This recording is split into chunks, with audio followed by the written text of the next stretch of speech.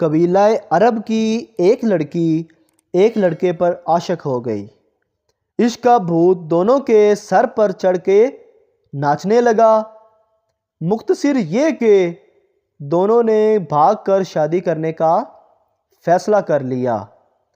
لڑکی نے کہا، میرے پاس ایک تیز رفتار اونٹنی ہے، ہم رات کو ندی پار کر کے دوسرے شہر روانہ ہو جائیں گے۔ لڑکے نے بھی ہاں کر کے رضامندی کا اظہار کیا۔ رات کے پچھلے پہر وقت مقررہ پر دونوں ندی کنارے اکٹھے ہوئے۔ لڑکی بولی، میں اونٹنی پر سوار ہوتی ہوں، تم اسے پیچھے سے ہانکتے ہانکتے ندی پار کرواؤ، پھر اوپر بیٹھ جانا ندی پار کرنے کے لیے۔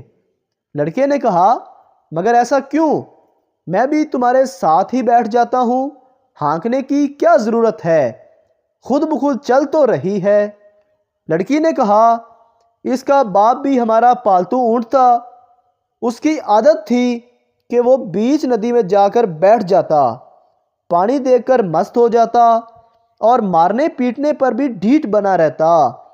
یہ اونٹنی بھی پانی میں جا کر بیٹھ جاتی ہے، اس لیے تم سے کہہ رہی ہوں اس کے پیچھے ہانکتے ہانکتے جانا، پھر نہیں بیٹھے گی اور ہمارا وقت بچ جائے گا، ہم صبح ہونے سے پہلے شہر سے دور نکل جائیں گے۔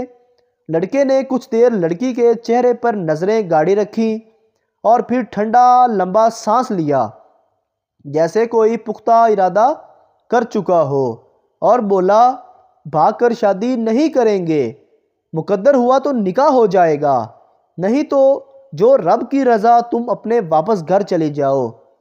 لڑکی نے کہا، مگر کیوں؟ اچانک کیا ہو گیا تمہیں؟